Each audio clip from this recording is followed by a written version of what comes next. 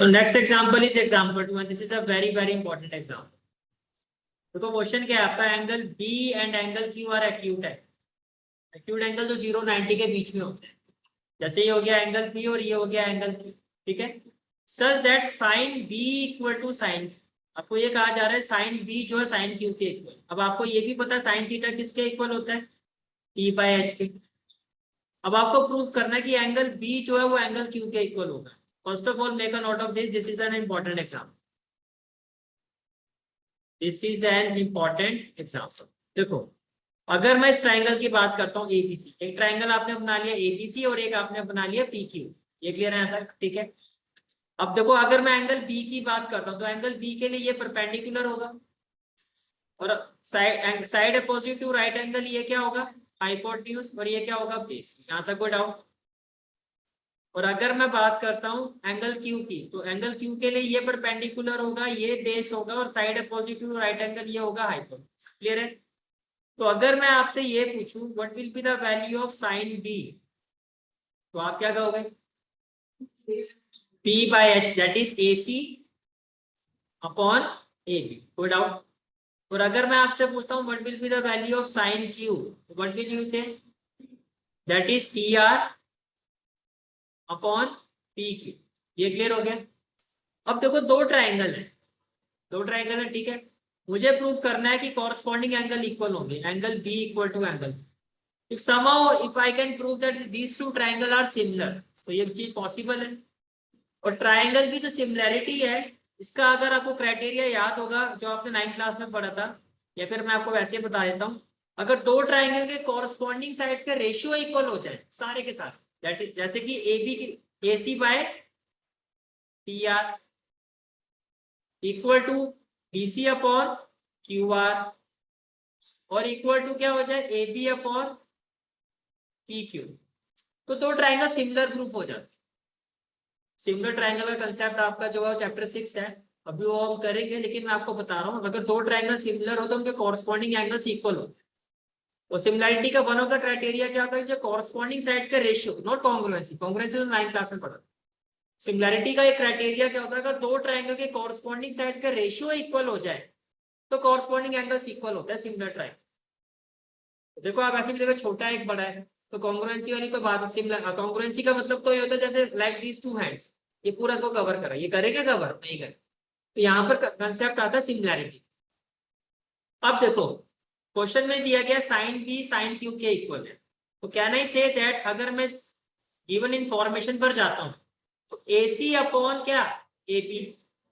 ए सी और A B देखो ये दिखाई दे रहा है आपको, और पी आर और पी क्यू ये आपको दिखाई दे रहा है। यानी कि अगर मैं इसको रीअरेंज करूं तो ये दो रेशियो तो मेरे इक्वल हो जाएंगे।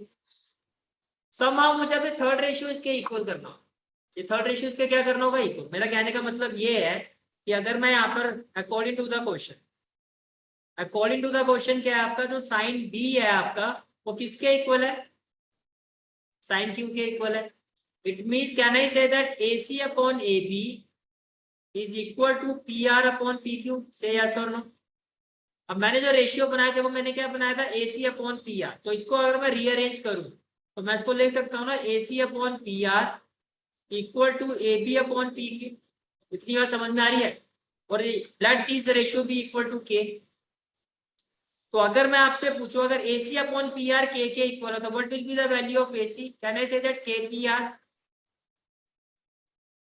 और ये डिवाइड है, यहाँ के मल्टीप्लाई हो जाएगा। और क्या, what will be the value of A B, K P Q.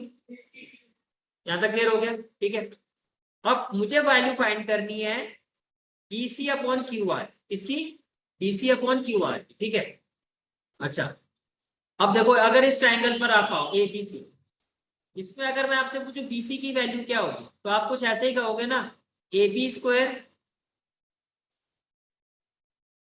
Minus A C square, yes और नो? Pythagoras theorem. और अगर मैं आपसे पूछूं क्यू आर, तो क्यू आर की वैल्यू आप क्या कहोगे, square root of P Q square minus P R square. यहां तक कोई डाउट? क्लियर है यहाँ तक? तो अब अगर मैं आपसे ये पूछूं कि BC upon QR will be equal to what, तो आप क्या कहोगे, square root of AB square minus AC square होगा, अपॉन क्या कहोगे आप, PQ square minus PR square. कोई डाउट है तो मुझे बताओ, क्लियर है सर। अब AB की वैल्यू क्या, KPQ, तो क्या मैं BC बाय QR को कुछ ऐसा लिख सकता हूं, AB की जगह क्या आ जाएगा, K square PQ square, yes और नो,